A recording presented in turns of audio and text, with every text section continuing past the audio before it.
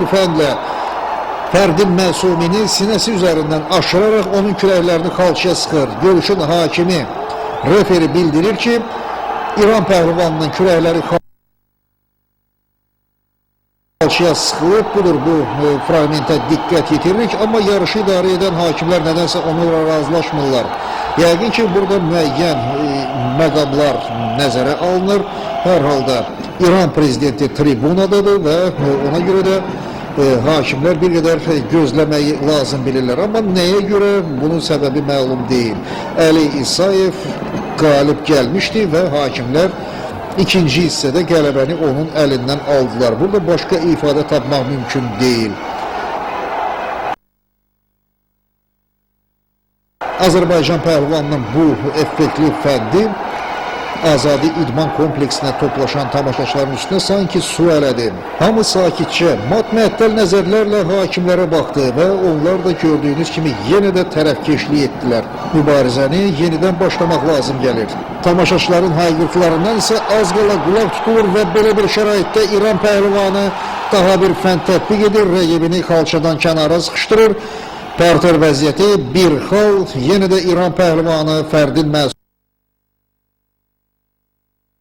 irəli çıxır. İranın güləş həvəskarları bu məqamda artıq öz komandalarının qalib gəldiyini düşünürlər. Belə bir ehtimalı hələ Dünya Kuboku turnirindən əvvəl mütəxəssislərin böyük əksəriyyəti də söylüyordu. Bu bir faktdır ki, İran İslam Respublikasının paytaxtında indiyə kimi keçirilən komanda yarışlarında yerli pəhlivanlar heç kimə məğlub olmayıblar və istənilən fəxri mükafatı qazana biliblər. İndi də Dünya Kuboku turnirində onlar qələbəyə bir nömrəli namizəd hesab olunurlar və Fərdin Məsumi öz komandasına bu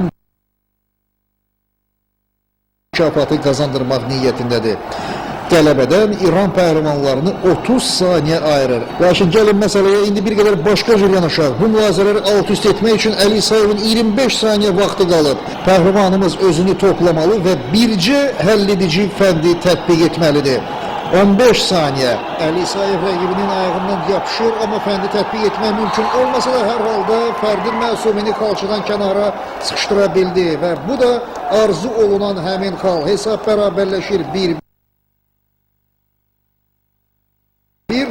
və bu hesab Əli İsayevin xeyrinədir.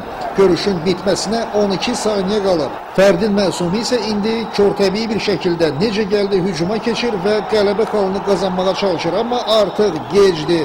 Əli İsayev Azərbaycan komandasına Dünya Kubokunu qazandırdı.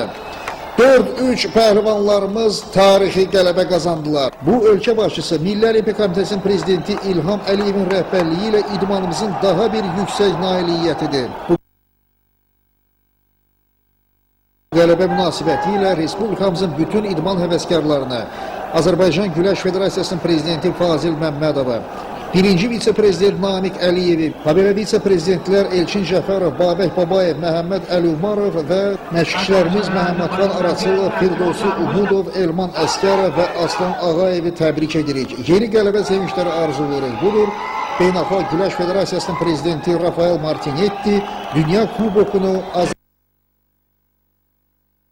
Azərbaycan komandasına təqdim edir. Məhəmmədxan Araçılov vaxtı ilə dünya çempionatlarında qızıl medalına yəqin ki, bu qədər sevinməmişdi. Firdovsi Umudov isə milli komandamızda işləməyə layiq olduğunu hələ ötən il yeniyetmələrdən ibarət komandamızı Avropada ən güclülər sırasına çıxararkən göstərmişdi. Lakin indiyə kimi qazanılan nailiyyətlər təbii ki, bu qələbə ilə müqayisəyə gəlmir. Tehran şəhərinin Azadi İdman kompleksində güləşçilərimizin qələbəsi şərəfinə Respublikamızın əzəmətli himni səslənir, 3 rəngli bayrağımız ucaldılır.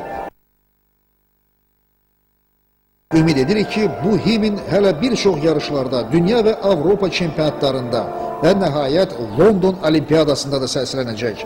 Elə bu ümidlərlə də Dünya Kuboku turnirindən ikinci proqramımızı da sona çatdırırıq. Reportajı Fikrət Adgözəlli aparırdı. Sağ olun, gələn görüşlərədək.